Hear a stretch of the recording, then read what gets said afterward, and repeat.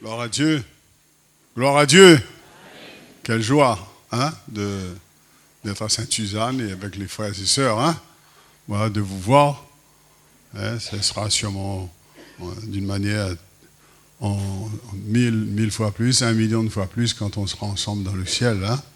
Voilà, et qu'on se réjouira d'être arrivé. Enfin arrivé. Gloire à Dieu. Merci Seigneur. Vous faites tout pour arriver, non? Mettez tout en œuvre pour y arriver. Merci, eh bien, le frère Georges, de m'avoir invité.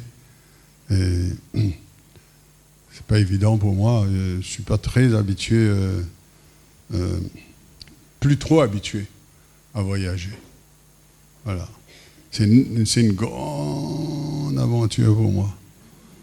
C'était possible que je puisse être télétransporté au Tété Gaillard.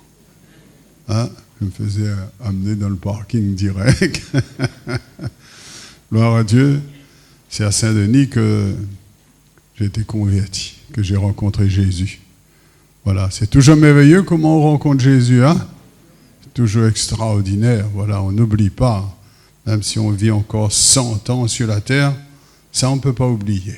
Le jour, l'heure, le lieu dans lequel nous étions au boulevard La Providence, Ave Maria. Voilà, j'ai rencontré des chrétiens et qui m'ont bien accueilli, en particulier la famille Jeanne, dont des filles, petites filles sont là ce matin, bien accueillies. On m'a amené chez eux et tout de suite ils m'ont appris à chanter un deux cantiques, moi qui ne sais presque pas chanter. Voilà. Enfin, il fallait bien un début à toute chose, Voilà. Ils m'ont fait rentrer dans le bain aussitôt. Gloire à Dieu. Content d'être avec vous donc, Le frère dit, regardez bien vos portables. Moi, je vous dis, j'ai pensé à autre chose. Je dis, regardez bien vos montres. Dites-moi si je ne pars un peu trop loin. Regardez les montres. Voilà. Alors, on va faire une lecture dans Jérémie, chapitre 7, à partir du verset 1er. Vous vous trouvez vite par rapport au vidéoprojecteur. La parole fut adressée à Jérémie de la part de l'Éternel en ces mots. Place-toi à la porte de la maison de l'Éternel et là publie cette parole et dis, écoutez la parole de l'Éternel, vous tous hommes de Juda qui entrez par ces portes pour adorer l'Éternel. Ainsi parle l'Éternel des armées, le Dieu d'Israël. Réformez vos voies et vos œuvres, et je vous laisserai demeurer dans ce lieu. Ne vous livrez pas à des espérances trompeuses en disant, c'est ici le temple de l'Éternel, le temple de l'Éternel, le temple de l'Éternel. Si vous réformez vos voies et vos œuvres, si vous pratiquez la justice envers les uns et les autres, si vous n'opprimez pas l'étranger, l'orphelin et la veuve, si vous ne répandez pas en ce lieu le sang innocent, et si vous n'allez pas après d'autres dieux pour votre malheur, alors je vous laisserai demeurer dans ce lieu, dans le pays que j'ai donné à vos pères d'éternité en éternité. Et voici, vous vous livrez à des espérances trompeuses qui ne servent à rien. Quoi, dérober, tuer, commettre des adultères, jurer faussement, offrir de l'encens à Baal, aller après d'autres dieux que vous ne connaissez pas, puis vous venez vous présenter devant moi dans cette maison sur laquelle mon nom est invoqué, et vous dites, nous sommes délivrés. C'est afin de commettre toutes ces abominations. Est-elle à vos yeux une caverne de voleurs, cette maison sur laquelle mon nom est invoqué? Je le vois moi-même, dit l'Éternel. Allez donc au lieu qui m'était consacré à Silo, où j'avais fait autrefois résider mon nom. Et voyez comment je l'ai traité à cause de la méchanceté de mon peuple d'Israël. Et maintenant, puisque vous avez commis toutes ces actions, dit l'Éternel, puisque je vous ai parlé dès le matin et que vous n'avez pas écouté, puisque je vous ai appelé et que vous n'avez pas répondu, je traiterai la maison sur laquelle mon nom est invoqué, sur laquelle vous faites reposer votre confiance, et le lieu que j'ai donné à vous et à vos pères, de la même manière que j'ai traité Silo. Et je vous rejetterai loin de ma face, comme j'ai rejeté tous vos frères, toute la postérité d'Abraham et d'Éphraïm. Amen. Gloire à Dieu. être vigilant et prudent. Je ne sais pas si on l'est, hein? On a besoin. On a besoin d'être vigilant, d'être prudent. Hein? Je me dis, hein, sur la route, il faut être prudent. Hein? Et malgré toute notre prudence, parfois, on peut se faire avoir parce que le cerveau, ça divague un peu, des fois, ça pense un peu trop. Voilà. Et donc, on regarde un peu de tous les côtés. Mais prudent, bien regarder là où l'on met nos pieds et prendre toutes les dispositions nécessaires pour pouvoir arriver au bout. Nous voulons arriver au bout. Jésus revient, frères et sœurs. Il ne tarde pas. Hein, plus on avance et qu'on regarde les événements qui sont en train de se produire sur la terre, on sent que Jésus est à la porte. Comme disait un don spirituel, quand j'étais encore plus jeune prédicateur, il dit comme ça que le Seigneur Jésus revient. Les bruits de ses pas se font entendre. Déjà, derrière la porte, on entend. Jésus revient, frères et sœurs. Gloire à Dieu. Et donc, ce passage nous montre que ces gens n'étaient pas prudents, ils n'étaient pas vigilants. Hein, ils ne faisaient pas attention là où ils mettaient leurs pieds. Et il faut qu'on regarde là où l'on met nos pieds, frères et sœurs. Ils ne faisaient pas un bilan de leur vie de temps en temps. On nous demande, dès qu'on a un certain âge, voilà, d'aller faire un bilan tous les ans. Voilà, vous savez, mais les vieux, des fois, ils ne sont pas prudents, ils disent, mais ils ne savent pas, moi. Voilà. Et après, c'est trop tard à la fin. Hein. Voilà. Et donc, on constate un degré de corruption. Hein, ça sentait mauvais dans ce peuple-là. Il ne faisait plus bon vivre en Israël. Ce n'était plus un lieu de paix, de repos, un lieu de rafraîchissement. Voilà, c'était un lieu de corruption générale, corruption morale, spirituelle, puisque sont arrivés à tourner le dos à Dieu et à aller adorer d'autres dieux. Baal, Astarté, hein, la reine du ciel, puisque dans ce passage, il est parlé d'une certaine personne qui s'appelle la reine du ciel. Voilà, donc ils se sont rendus odieux, vils, aux yeux du Seigneur. Dieu avait eu, à un moment donné, du dégoût pour cette race. Il dit, j'ai eu du dégoût pour cette race. Voilà. Et cependant, voir la grâce de Dieu, là, on voit la grandeur, la miséricorde, la bonté du Seigneur, malgré cette menace de la destruction, puisque la destruction était en marche. Elle arrivait, elle venait, hein, comme un caterpillar qui va venir et qui va tout détruire, écraser. Malgré cette destruction que Dieu avait annoncée, à cause de sa désobéissance, Dieu est en train de l'appeler encore à la repentance. Dieu est un Dieu de miséricorde. Hein? Jusqu'au bout, il va insister. Nous croyons que Dieu insiste dans la vie des réunionnais, dans la vie des rétrogrades.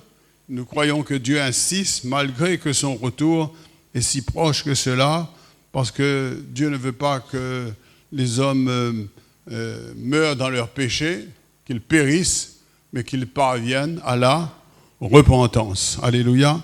Quand nous lisons ces versets-là, à partir du verset 2 jusqu'au verset 7, on ne va pas les lire en tout cas, mais le Seigneur dit, si vous n'opprimez pas l'étranger, si vous ne répandez pas en ce lieu le sang innocent, si vous n'allez pas après d'autres dieux, je vous laisserai demeurer dans ce lieu. Voilà, Dieu veut faire encore un geste. Dieu est prêt à faire encore un geste. Nous découvrons une chose, c'est que Dieu est bon. Alléluia. Dieu est amour, frères et sœurs. Hein, on ne peut pas décrire, on ne peut pas expliquer, on ne peut pas parfaitement exprimer l'amour de Dieu, mais on s'efforce tous les jours à louer Dieu à cause de sa miséricorde et de son amour. Et donc le Seigneur est un Dieu de miséricorde, d'amour, mais là, lui qui les avait amenés à posséder le pays, il allait les en chasser. Il allait les envoyer, on va dire, en captivité. Ça va durer un très bon bout de temps. Hein. Voilà. Même s'ils vont faire un petit peu le retour à un moment donné du temps de Darius, tout cela. Mais on voit qu'ils vont être dispersés dans le monde entier. Et la dispersion va durer presque 20 ans jusqu'à ce que la nation Israël soit reformée. La Bible nous dit une chose en Romains 11, 22, dit « Considère la bonté et la sévérité de Dieu. » Dieu est bon, lui. Amen. Hein, des fois, on entend des gens qui vous disent « Dieu est bon, Dieu est bon. Hein? » Quelqu'un m'a dit « Il est tellement bon. » Voilà, donc il ne s'inquiétait plus pour son âme, pour son avenir. Il est tellement bon que dernier moment, il va sauver tout le monde. Alors, mais à quoi ça sert Jésus alors? À quoi ça sert le sacrifice de Jésus? Comme dit un jour un serviteur de Dieu, 1 gramme de péché n'entrera pas dans le ciel. Hein? Donc il faut faire place nette, il faut nettoyage complet. Hein? Il ne faut plus qu'on retrouve le moindre petit degré de poussière qui viendrait de l'enfer. Et donc Dieu est bon et Dieu est sévère. Et donc malgré toutes les instances répétées de ses prophètes, de ses serviteurs, parce qu'il dit « Je vous ai parlé dès le matin », et vous n'avez pas écouté. Dieu avait envoyé des serviteurs tout le temps pour les pousser à la repentance. Et donc, malgré tout cela, ils étaient arrivés à un tel degré de corruption morale et spirituelle, tellement qu'ils étaient aveuglés. Ils ne voyaient plus clair. Voilà. Le péché, ça rend aveugle. Le péché, ça empêche de voir. Les gens ont, à un moment donné, le cœur bouché, hein, comme les artères parfois bouchées, les yeux bouchés, voilà, et tellement qu'ils vivaient, ils étaient habitués au péché, qu'ils s'imaginaient que quand ils allaient arriver dans la maison de Dieu, eh bien, ils étaient en sécurité. C'est comme si rien n'avait changé, Dieu allait les bénir, Dieu allait les protéger, et ils étaient en sécurité. Hein, donc ils revendiquaient quelque chose, mais le Seigneur dit ne vous livrez pas à des espérances trompeuses en disant c'est ici le temple de l'Éternel, le temple de l'Éternel, le temple de la maison de l'Éternel. Hein, moi, je vais à la maison de Dieu, moi, je rencontre le Seigneur. Hein, mais après, malheureusement, on constate qu'il y a des gens qui sont un peu comme ça, pas ici à Sainte-Suzanne. Hein, voilà. Je ne sais pas où ça, moi, hein, mais sûrement un endroit que les gens sont devenus des chrétiens, juste des chrétiens d'étiquette. Hein? Voilà, pentecôtistes étiquette, tout simplement. Maman les pentecôtistes, moi. Hein? Voilà, ils sont arrivés à un tel degré de corruption morale et spirituelle aujourd'hui. Hein? Et quand ils viennent dans l'église, alors tout va s'arranger. Voilà. Je me demande, est-ce qu'ils entendent la parole de Dieu? Je me demande. Est-ce qu'ils reçoivent la parole de Dieu? Ben, je me demande aussi s'ils reçoivent. Comme ils sont entrés, c'est comme ils sortent. Hein? Ils regardent dans le miroir leur visage, mais après ils oublient aussitôt tel qu'ils sont. Hein? Quand j'étais arrivé à un degré de faiblesse dans ma vie chrétienne, j'allais le dimanche matin au culte, et puis après, la semaine, vive la vie. La semaine, vive la vie. Voilà. Heureusement que le Seigneur m'a rattrapé. Alléluia. Amen. Dieu est bon, frère. Il nous rattrape. Hein? Voilà. Donc, soyons sensibles à son appel, tout simplement. Et beaucoup de gens, donc, s'imaginent que tout va bien. Du moment qu'ils sont dans l'église, ils vont rencontrer les frères, les sœurs. Et là, ils viennent, ils disent, Seigneur, bénis-moi, bénis-moi, bénis-moi, bénis ma femme, bénis mes enfants. Hein? Délie-moi de toutes mes maladies. Et on les voit venir à l'imposition des mains. Dès qu'il y a un appel, ils se lèvent. Voilà. Dès qu'il y a aussi l'appel pour l'imposition des mains, ils se lèvent. Mais ils ne sont pas guéris. Il n'y a pas de résultat. Là, ils disent, pasteur, mais ne comprends pas, je ne comprends pas pourquoi je ne suis pas guéri. Voilà. Mais nous, on n'est pas là pour les accuser, nous. Nous, on ne connaît pas leur cœur, nous. Oui ou non? Hein? Et même si on connaissait leur cœur, eh bien, je crois qu'on serait comme Dieu, rempli de compassion, rempli d'amour, et on leur dirait une chose, frère, sœur, il faut que tu te repentes. Hein? Voilà, avant que je t'impose les mains. Mais on ne sait pas, nous, frères et sœurs. Le jour qu'on le sait, on le dira. On le dira pourquoi? Parce qu'on veut que la personne soit sauvée. Dieu, eh bien, il use de patience, ne voulant pas que les gens périssent, mais qu'ils viennent à repentance. Hein? Et donc, le degré de corruption dans lequel il vit aujourd'hui, hein, malheureusement, à force temps, on ne sent plus les mauvaises odeurs, sent plus, hein, comme ce gars qui travaillait dans un camion poubelle. Comment il appelle le métier là encore? L'éboueur. Éboueur, pas l'éboueur, alors. L'éboueur, hein? Eh bien, quelqu'un le rencontre, il était en train de faire son travail, il était assis juste à côté de le camion, là, il était en train de goûter. Il dit, comment on fait? Comment tu fais pour goûter là devant avec un odeur pareil? Il a répondu, on n'a plus de nez. Donc, n'importe où les bons. Après, voilà, donc j'aimerais vous dire qu'il y a des gens comme ça qui se disent chrétiens, comme du temps de Jésus, hein. Voilà, beau dehors, mais à l'intérieur, plein d'ossements de mort. Voilà, ils sont là et finalement, ils ne sentent plus l'odeur. Ils ne connaissent plus c'est quoi le péché. Hein, ils appellent le mal bien et le bien mal, malheureusement. Et donc, il y a un aveuglement. Le diable a aveuglé l'esprit de gens pour qu'ils ne voient pas briller la splendeur de l'évangile de Christ. Ils ne voient plus la vérité en face. Ils voient, des fois, il y a le miroir, ils voient, mais ils voient sans voir. Voilà, ils voient, mais ils ne voient pas en même temps. Alors, ne nous étonnons pas quand Dieu dit, par exemple, à cette église dans Apocalypse 3,17, hein, il dit comme ça, tu dis que je suis riche, je me suis enrichi, je n'ai besoin de rien, mais tu ne sais pas. C'est ça qui est terrible. Hein? Tu ne sais pas que tu es malheureux, misérable, pauvre, aveugle et nu. On a besoin de faire des révisions, nous. Hein? On a besoin de nous revoir un peu. Hein? J'ai besoin de me revoir. Quand ça? Tous les jours. Amen. J'ai besoin de voir Jésus, frères et sœurs. Hein? J'ai besoin de voir Jésus parce que quelqu'un a dit quand on ouvre la Bible, eh bien on se voit.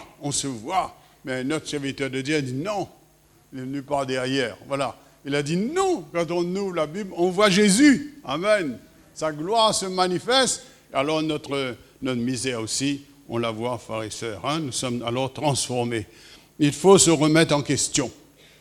Je ne sais pas si vous vous remettez en question, mais nous avons tous besoin de nous remettre en question. 2 Corinthiens 13, 5 nous dit ceci. Eh bien, examinez-vous vous-même pour savoir si vous êtes dans la foi. Éprouvez-vous vous-même. Ne reconnaissez-vous pas que Jésus-Christ est en vous? À moins peut-être que vous ne soyez reprouvé, rejeté, tout simplement. Hein? Et donc, prions comme le psalmiste. Connaissez-vous le psaume 139, on le chante, ça, verset 23 à 24. « Sonde-moi, ô Dieu ». Bonne prière, ça. C'est quelqu'un de sincère, ça, oui ou non? Hein? Quelqu'un qui veut faire des progrès, qui veut avancer. Quelqu'un qui veut marcher vraiment avec Dieu, sonde-moi, ô Dieu, connais mon cœur, éprouve-moi et connais mes pensées. Et après il dit, regarde si je suis sur une mauvaise voie, conduis-moi sur la voie de l'éternité. Hein? Amen. Au cas s'il me trompe, Seigneur, si je me trompe, si je ne vois pas trop clair, montre-moi si je suis sur une mauvaise voie, Seigneur. Vous ne voulez pas demander ces choses comme ça, vous? Hein? Parce qu'on veut tous être prêts quand Jésus revient. Hein, on veut tous être prêts quand Jésus revient, frères et sœurs. Et donc, il faut nous remettre en question pour ne pas arriver, eh bien, à ne plus ressentir les mauvaises odeurs. À vivre au milieu des odeurs nauséabondes, mais trouver que les normales. Hein? C'est terrible hein, de voir les gens mentir, c'est normal. L'adultère, c'est normal. Hein? Regarder des films de porno, c'est normal ça, c'est naturel ça. Hein? Mais ils sont corrompus. Ils sont corrompus, ils sont vicieux, ils ont besoin eh bien, de dire Seigneur, ouvre mes yeux, Seigneur. C'est pour cela que Hébreux 12, 14, vous connaissez ça, nous connaissons, hein, rechercher la paix et la sanctification, sans laquelle nul ne verra le Seigneur. Frères et sœurs, nous ne serons jamais assez prudents et vigilant. Je ne le serai jamais assez. Hein, l'homme sage, nous dit la Bible, c'est-à-dire l'homme prudent, a bâti sa maison sur le roc. Pourquoi il a bâti sur le roc parce qu'il va y arriver les difficultés, il va y arriver les épreuves, il va y arriver les tentations. Mais quand ça arrive, les coups du diable, eh bien la maison, elle résiste. Elle tient ferme. Elle reste debout. Hein? Et nous voulons cela, nous. Quand le combat va arriver, nous voulons tenir debout. Nous voulons rester debout, frères et sœurs. Nous voulons être plus que vainqueurs. Et surtout, quand le Seigneur Jésus viendra pour reprendre son Église. Hein, Jean 2, 28, il dit ceci, « Et maintenant, petits enfants, demeurez en lui afin que lorsqu'il paraîtra, Jésus revient, frères et sœurs, nous ayons de l'assurance et qu'à son avènement, nous ne soyons pas confus, éloignés de lui. » Je ne sais pas si vous pensez, si vous priez, si vous dites même, « Seigneur, viens vite, Seigneur. Viens nous reprendre, Seigneur. Hein? Reviens, viens, Seigneur Jésus, viens. » Hein, je ne sais pas. Ou bien vous dites, « Seigneur, viens pas tout de suite, laisse-moi le temps de m'arranger encore un peu. Hein? Laisse-moi le temps de ceci. » Voilà.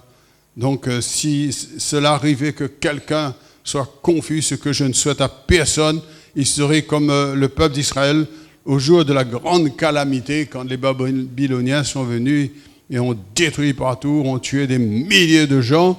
Eh bien, il restait très peu après, très peu. Et beaucoup ont été emmenés en captivité. Je ne souhaite pas d'être comme ce peuple qui, en quelque sorte, dans Jérémie 8, 20, il disait comme ça, la moisson est passée, l'été est fini, nous ne sommes pas sauvés. Où ça, mon papa l'a parti, je cherche, je ne me trouve pas, ma maman, où ça a parti, je ne me trouve pas, mon grand frère ne me trouve pas, et je me retrouve tout seul. Je ne voudrais pas me retrouver tout seul, moi. Hein? Je cherche l'église n'est plus là. Les frères et sœurs ne sont plus là. Ça fait mal. Le fait d'y penser, ça fait mal, frères et sœurs. Je ne souhaite à personne une telle déception, un tel drame au jour de l'enlèvement de l'Église, hein, et parce que ce sera une grande détresse quand l'Église sera enlevée. Alors écoutons ce que l'apôtre Paul, il dit lui-même de lui. Pourtant c'est Paul, serviteur de Dieu. Hein, et c'est pour ça on sait il y a même des serviteurs de Dieu, des pasteurs à plonger. On ne s'y attendait pas. Hein? Un jour, un frère m'a dit, le diable, des fois, il prend les meilleurs. Il prend parce que les gens se laissent prendre, piéger, hein? Se laissent piéger. Veillez. Amen. 1 Corinthiens 9, 27, il dit, mais je traite durement mon corps et je le tiens assujetti sous le joug de Jésus, le joug de la parole de Dieu, de peur d'être moi-même rejeté après avoir prêché aux autres. Soyons vigilants, frères et sœurs. Soyons prudents. Est-ce que vous êtes prudents? Hein? Est-ce que vous êtes vraiment prudents, frères et sœurs? Hein? Comme je vous dis, quand on est prudent, on regarde bien où l'on met nos pieds.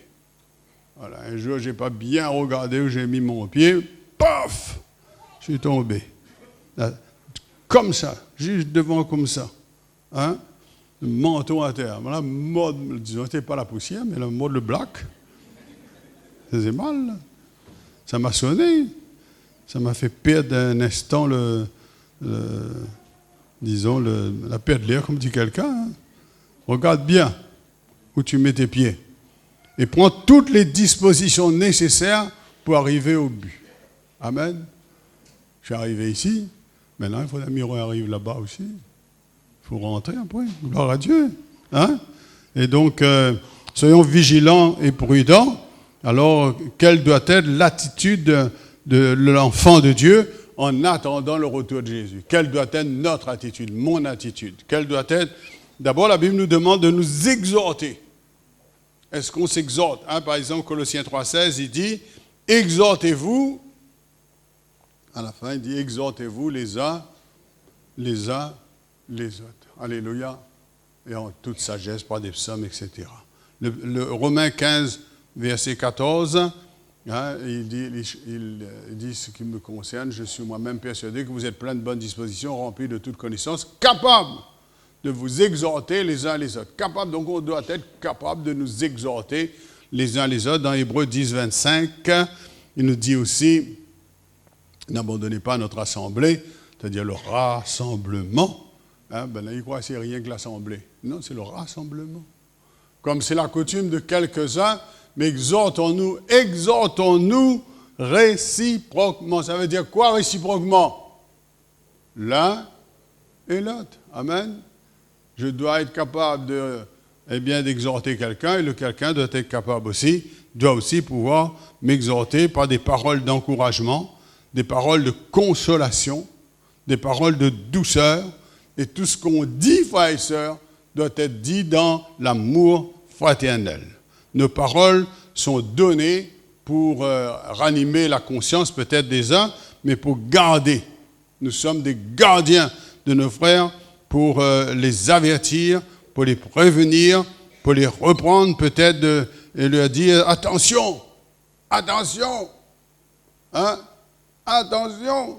Ma femme dit à moi des fois, attention, là, 50 à l'heure, là. Oui. Il vaut mieux prévenir, elle dit, il vaut mieux prévenir que guérir. Hein? Il vaut mieux prévenir d'un danger qu'il risque de courir ou bien qu'il court déjà. Et quand on exerce les dons spirituels, on est en train d'exhorter, là. On est en train d'encourager. On est en train de consoler, là, frères et sœurs. Faisons-le avec de l'amour. Des fois, on peut reprendre. Des fois, on peut dire à quelqu'un qu'il est dans une très, on va dire 10 fois à peu près. Très mauvaise situation. Hein? Très mauvaise. Mais nous voulons le ramener avec des cordages d'amour. Gloire à Dieu. Le Seigneur nous a amenés à lui par des cordages d'amour. Voilà, on veut ramener la personne, on veut la gagner, on veut qu'elle retrouve la bonne voie, on veut qu'elle ait du plaisir à marcher avec le Seigneur, à suivre le Seigneur. On veut qu'elle ait du plaisir, qu'elle ait du bonheur. Comment faire pour communiquer ce bonheur, cette joie de demeurer dans le Seigneur? Eh bien, on doit le faire, on doit prier pour cela. Parce que je sais que si on vit avec le Seigneur, il va nous rendre forts. Si on aime le Seigneur, il va nous rendre forts, il va nous rendre plus que vainqueurs. On va rester attachés à lui. Hein? On va rester attachés au Seigneur. Seigneur, j'ai besoin de toi. Seigneur, j'ai un grand plaisir d'être avec toi. Seigneur, quel bonheur, quelle joie, Seigneur. Alléluia, je suis dans la joie. Gloire à Dieu. Est-ce que vous êtes content, vous, de vous trouver devant le Seigneur? Est-ce que vous êtes pressé d'aller à la maison du Seigneur aussi? Hein? Est-ce que vous êtes pressé de retrouver votre culte de famille? Dieu veut nous rendre vainqueurs. Et c'est en l'aimant que nous allons nous attacher à lui et nous allons vivre de belles victoires. Parce que tout vient de lui. C'est lui qui nous rend capables de grandir, d'avancer, frères et sœurs. Gloire à Dieu. Exhortons-nous encore. Je suis d'accord qu'on s'exhorte, qu'on s'encourage, qu'on se reprend s'il le faut. Hein, quelqu'un un jour a prié dans une conventionnelle, une réunion pastorale, et il a dit quelque chose que je n'ai pas oublié. Il a dit, Seigneur, reprends-nous s'il le faut.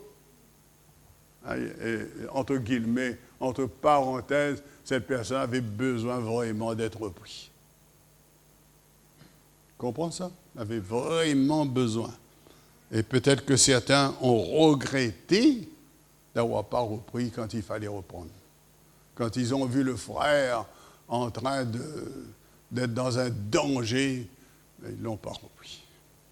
Osons, ayons de l'audace. Amen. Tout comme on veut avoir de l'audace pour parler de Jésus, pour amener des âmes au Seigneur. Et puis veillons et prions, Matthieu 26, 41.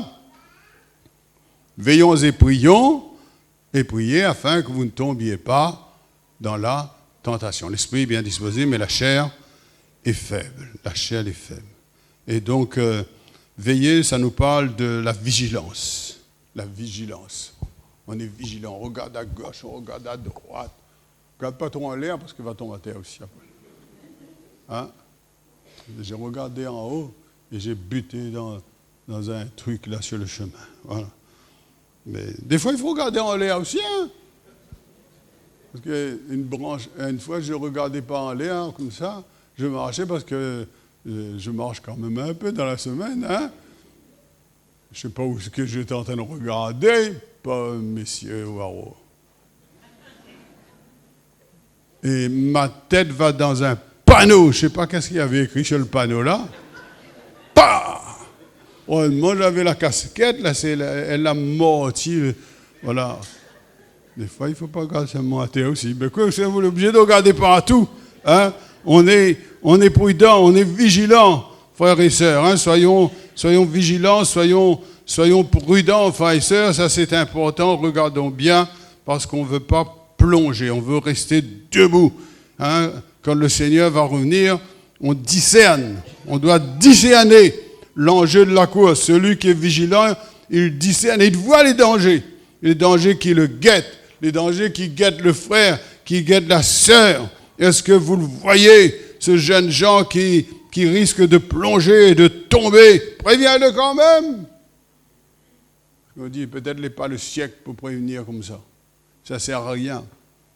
Les jeunes sont libres. Il est grand maintenant, il est majeur. Il est vacciné. Préviens quand même. Hein? Les dangers.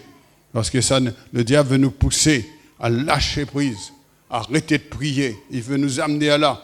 Le plus grand danger, ce n'est pas toujours le diable. Le plus grand danger, ce n'est pas le diable.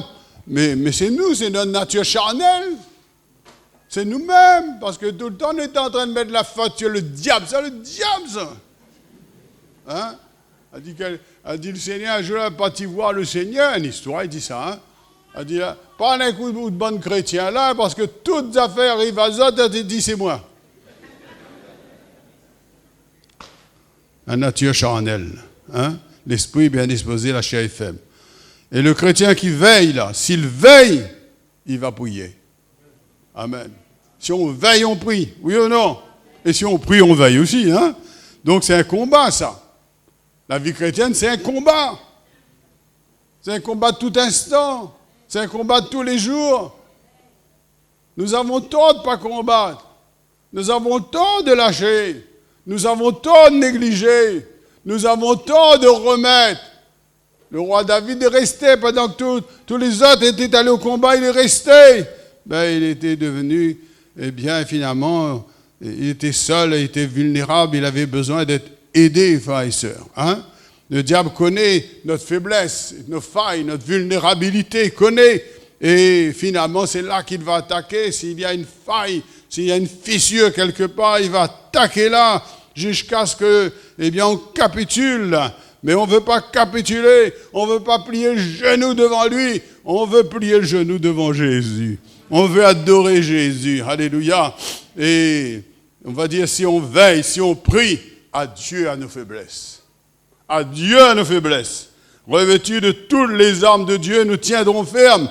Voilà, que Dieu nous aide à veiller, à prier. Alléluia. Et puis là, troisièmement, ayons le courage et l'amour pour reprendre quelqu'un qui dévie. Ayons le courage. Ce n'est pas parce qu'il est plus grand que vous. Ce n'est pas parce qu'il est converti depuis X temps que vous ne le reprenez pas, s'il est dans un danger. Paul a bien repris Paul et Barnabas, là, à Antioche. Pourtant, Paul était encore jeune dans le ministère, oui ou non? Hein? On dit, mais pourquoi tu ne le lui dis pas? Non, ça c'est le Seigneur qui dit ça. Pourquoi tu ne le lui dis pas? Le Seigneur, il est dans le ministère avant moi, Seigneur. Seigneur, c'est mon coach spirituel, Seigneur. Seigneur, c'est mon modèle, Seigneur. Mais je ne peux pas. Va le reprendre. Va le reprendre.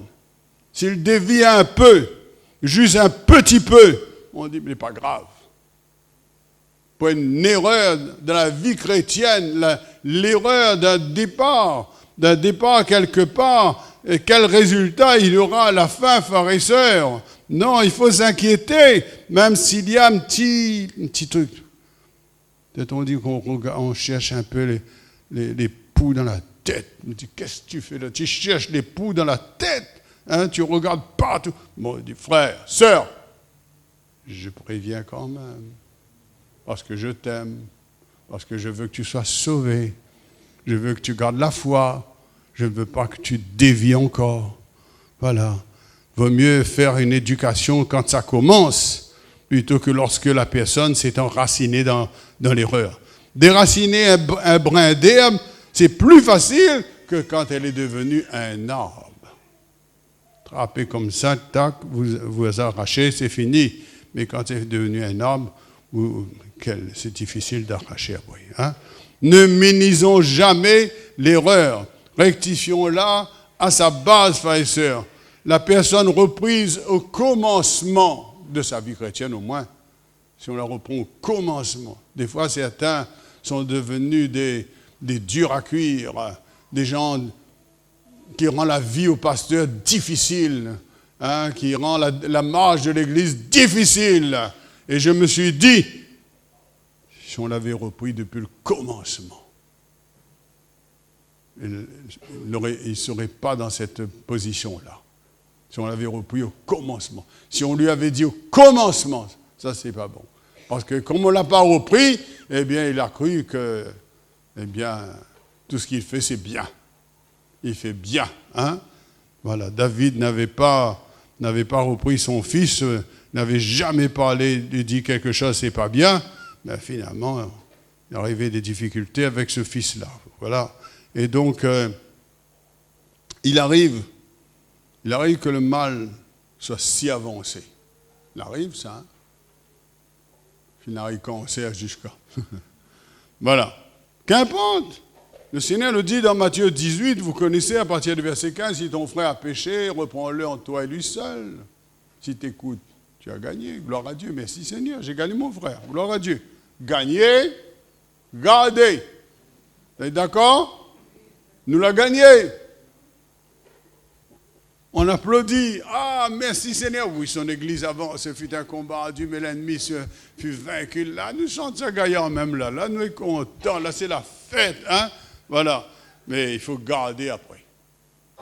Garder. Quand tu fais de ton frère, Dieu dit qu'à ton frère. Quand tu fais de ton frère, suis-je le gardien de mon frère? Vous allez dire ça, c'est le pasteur. Ça. Ah non. Nous sommes gardiens de nos frères. Amen. Amen. S'il a péché, reprends-le. Tu as gagné. Si tu n'écoutes pas, tu prends 2 frères. Et s'il n'écoute pas les 2 frères, tu dis à l'église. Et s'il n'écoute pas l'église, bien sûr, après on va dire, mais non. Eh bien, c'est un publicain. Voilà, on va prier pour lui, pour qu'il se repente, qu'il se convertisse, parce que j'ai l'impression qu'il n'est pas converti. Voilà. Et frères et sœurs, il faut ramener le frère dans la voie de la vérité. Il faut ramener avec de l'amour. Il faut de l'amour pour les âmes. Il faut de l'amour pour gagner. Il faut de l'amour pour garder. Et ça demande du courage. Pour reprendre quelqu'un, il faut du courage. Je ne vais pas rentrer dans les détails pour vous dire qu'il y a des fois, il a fallu un courage pour dire à ce frère, c'est pas bien comme tu fais là. C'est pas bien ça. Hein? Voilà. Nous, on hésite, mais il faut le dire avec de l'amour. Amen. Gloire à Dieu. On n'arrive pas avec un bâton, hein? On arrive avec l'amour de Jésus. Ça demande du courage. Les âmes, là, les âmes en dehors, les âmes en dedans, ça, c'est nous, ça, c'est notre affaire. C'est notre responsabilité. Prions. Prions les uns pour les autres, frères et sœurs. Alléluia. Et là, Jacques dit dans Jacques 5, 19, mes frères, si quelqu'un s'est éloigné, s'est égaré loin de la vérité, qu'un autre l'y ramène. Gaillard, quand on gagne ramener, hein? Gaillard, quelqu'un, je dois ramener un frère concernant l'offrande parce qu'il parlait mal de l'offrande. Mais il a su le ramener. Il a su le ramener. Et ce quelqu'un qui a été ramené là, eh bien, il donnait sa dîme au Seigneur tout le temps après. Gaillard, ça, hein? Lui qui était contre. Lui qui disait le pasteur fait n'importe quoi.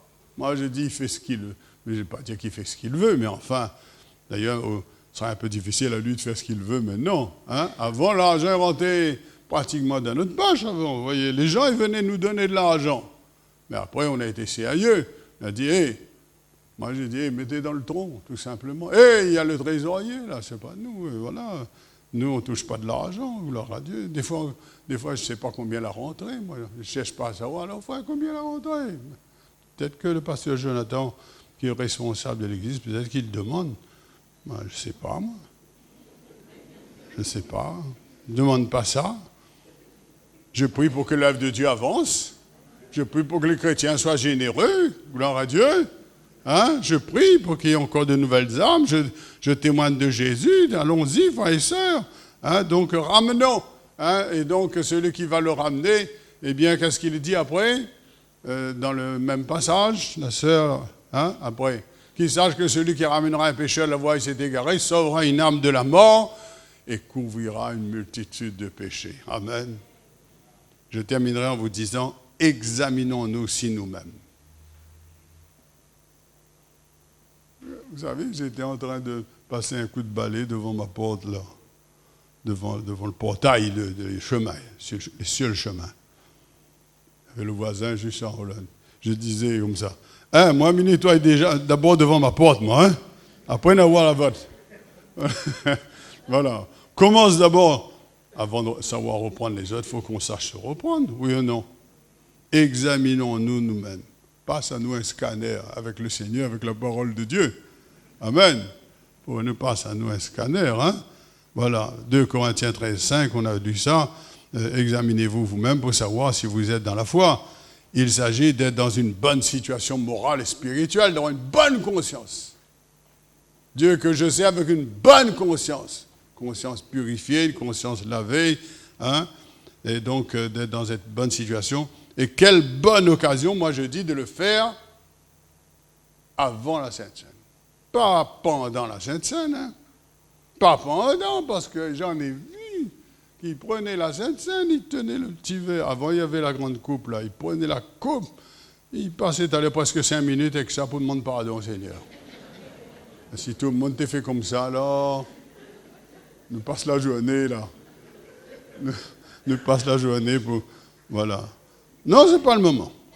Parce que même si vous prenez le petit verre, là, le frère, des fois, il arrive, et c'est lui qui distribue le plateau, là, mais il attend, lui. En tout cas, pour récupérer, il attend. Non, ce n'est pas le moment, de faire un bilan. Non, le bilan, il faut faire avant. Soit la veille, soit le matin, on se lève, on prie, et on sait qu'on va prendre le repas du Seigneur. Le repas du Seigneur. Le pain et le vin, la communion avec le corps et le sang de Jésus, frères et sœurs. Alors ne prenons pas ce repas n'importe comment. On veut dire, ne prenons pas ce repas à la légère, mais avec beaucoup de crainte du Seigneur. Parce que Dieu nous voit, Dieu nous connaît. Dieu connaît notre cœur, frères et sœurs. Alléluia. Est-ce que nous sommes en communion? On n'est pas en communion, parce qu'on dit, on va prendre la communion. Est-ce qu'on prend vraiment la communion? La communion déjà avec le Seigneur. Parce que nous déclarons qu'il est mort pour nous, pour nos péchés.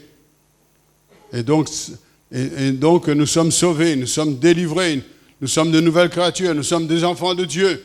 Jésus n'est pas resté dans la mort, Jésus est ressuscité. Et nous aussi, nous disons, nous sommes ressuscités avec Jésus dans une vie nouvelle. Nous sommes plus que vainqueurs. Le péché est derrière nous maintenant. Alléluia. Je suis enfant de Dieu, comme on le dit. Je ne suis plus esclave de la peur. Est-ce que c'est vrai?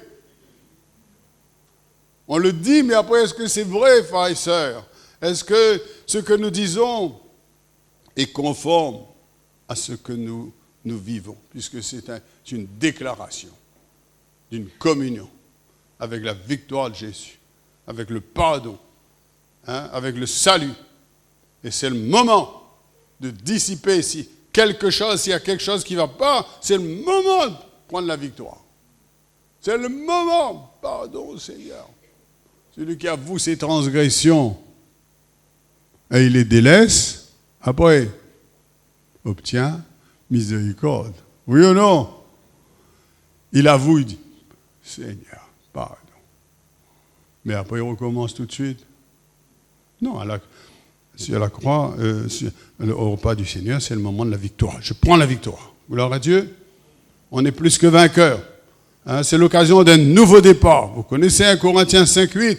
Célébrons donc la fête, non avec du vieux levain, non avec un levain de malice, de méchanceté, mais avec des pains sans levain, de la pureté et de la vérité. Alléluia. Communion avec le Seigneur. Nous sommes en communion avec lui. C'est la richesse, c'est la grâce. C'est merveilleux d'être en communion avec le Seigneur. Et après, on est en communion avec tous les membres du corps de Christ. Ça qui habite Sainte-Suzanne, ça qui habite Saint-Denis, parce qu'il y en a un peu, il ne marche pas bien là-bas, tel endroit, mis Saint ou Sainte-Suzanne. Ne parle pas de ça de moi là, hein? Donne un exemple. Parce qu'ils sont plus à l'aise là-bas. Pourquoi je fuirais ma famille? C'est ma famille. C'est mon église. C'est mon assemblée. N'empêche pas de visiter un peu seulement. Hein? Si on a l'occasion, gloire à Dieu. Amen. Je ne vais pas te faire donner une leçon là-dessus, moi. Non, pas du tout. Mais elle a dit, n'abandonnons pas notre rassemblement ou notre assemblée. En communion avec tous les membres, même avec ça de Saint-Denis, partout, même avec ça de la Ravine-Cabouille, vous êtes en communion. Oui ou non? Vous aimez tous les frères et sœurs de la Ravine-Cabouille, hein? Et vous priez aussi, gloire à Dieu. Dieu soit béni. Vous priez pour tous les pasteurs. Tous les jours, vous priez pour les pasteurs. Arrête, dis ça, un bon pasteur. Mamie dit tous les bons, même moi. Gloire à Dieu. Tous les bons, ce sont des merveilleux serviteurs de Dieu que Dieu a suscités dans sa grâce et dans son amour. Alléluia. Et donc, ce que nous déclarons doit être célébré avec le plus de sérieux, frères et sœurs. En communion avec tous les membres. Et on ne peut pas être en communion, on dit, je suis en communion avec tout le monde, j'aime mes frères, j'aime ma sœur, j'aime tous les frères et sœurs, j'aime tous les pasteurs, hein, j'aime. Des fois, je me dis, là, un peu de dire, j'aime bien ma femme. J'aime bien mon mari. Alléluia. Donc, mettre de l'ordre depuis le matin, hein. On n'arrive pas à fâcher ici. Ça, il peut arriver un petit problème. Un petit râler. Il peut arriver ça. Oui ou non? Mais savoir reconnaître la plaie de son cœur aussi, c'est une bonne chose. On ne peut pas dire, je suis en communion, et puis, je suis fâché. Non. Il faut se réconcilier. Mais mettez-vous d'accord. Mettre de l'ordre, frères et sœurs. Alléluia. Mettez de l'ordre. Alors, un frère, il a compris. Et j'ai dit, frère, tel chose, le culte était fini. Il y a des moments où vous êtes tellement un peu dans un nuage quand vous êtes dans l'assemblée, que vous avez passé un culte, vous êtes tellement content, Dieu a béni. Hein, le frère, il vient me raconter une histoire. Qu'est-ce qu'il a reçu, là? Il a reçu quelque chose, là? Il vient me raconter une blague. Et moi, je n'ai même pas écouté la blague. Je dis, gloire à Dieu. Gloire à Dieu. Et lui, non, je dis en anglais, praise the Lord. Praise the Lord. Elle dit, oui, il faut mettre de l'ordre, hein? Ben oui, mettre de l'ordre avant. Amen. Un cœur pur. Gloire à Dieu. Hein? Réconcilions-nous. Soyons que tous on soit des amis. Gloire à Dieu. Et sinon, là, on pêche. Si ça va pas, si on est fâché, on pêche contre le corps de Christ. Voilà. C'est un mensonge, c'est un blasphème. C'est se moquer du Seigneur. 1 Corinthiens 11, 27, 28. Avant, on lisait beaucoup ce passage-là. On lisait ça tout le temps. Je vous recommande de le lire avant chaque culte. Attendre pas que le pasteur il dit ça tous les dimanches matin, comme une liturgie. Celui qui mangera le pain ou boira la coupe du Seigneur indéniement sera coupable envers le corps et le sang du Seigneur. Après, que chacun donc s'éprouve soi-même, qu'ainsi mange du pain et boive de la coupe. Que Dieu nous donne chaque repas, ou je dirais même avant chaque repas. Amen. Pas quand le panier va arriver, hein. Est-ce que Missa disait, il est trop tard, passe l'autre le panier maintenant. Hein? Non. Avant que Dieu nous donne. Il y a des histoires là-dessus. Mais le temps, il passe tellement incroyable comment il passe. Voilà. Le temps, il court. À chaque fois que je prie, je dis, Seigneur, le temps, il passe vite. Hein? Le temps, il passe vite. Voilà. Ça court avec vitesse.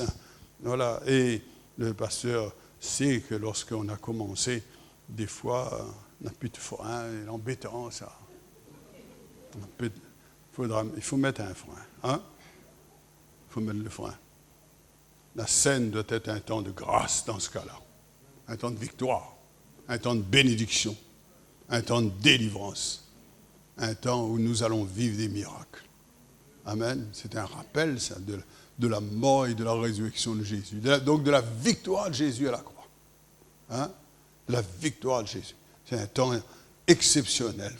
On est rassemblés pour être meilleurs. Alors je vous recommande, les uns et les autres, et à moi aussi, hein, de veiller, d'être vigilant, d'être prudent. D'être prudent, d'avoir la bonne attitude, de nous exhorter, de veiller et de prier, prendre courage quand il faut les reprendre. Prendre courage. Des fois, nous envoie un petit texto, nous. Des fois, il faut aller voir la personne. Hein? La personne peut vous envoyer promener chez les roses à ce moment-là. Et si vous l'avez repris, vous voyez sa réaction en face. Examinons-nous nous-mêmes, que chacun s'examine soi-même. Dieu vous bénisse, frères et sœurs. Dieu nous bénisse. Amen. À moi avec. Pasteur Georges avec. Gloire à Dieu. Amen. Seigneur, nous te louons. Nous te bénissons des grandes choses que tu as faites, des miracles, des merveilles, des prodiges. Seigneur, combien tu nous as sauvés. Combien tu nous as délivrés de ce présent siècle mauvais. Combien il est bon, Seigneur, de veiller. Seigneur, nous déplorons les chutes de l'un, les chutes de l'autre. Nous déplorons si le péché, tout à coup, devient quelque chose de, Seigneur, de naturel, de normal. Seigneur, que les gens ne sentent plus la mauvaise odeur du péché, du diable, de l'enfer. Je t'en supplie, Seigneur. Donne-nous un cœur pur ce matin. Donne-nous de nous aimer, Seigneur. Donne-nous de veiller. Donne-nous d'être prudents, Seigneur. Donne-nous d'être vigilants, Seigneur.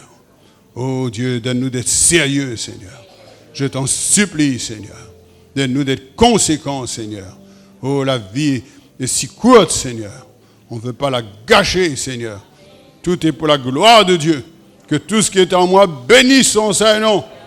Nous voulons avoir une bonne conscience devant Dieu, devant les hommes. Gloire à Dieu. Merci pour ton Église. Alléluia. Merci Seigneur. Gloire à Dieu.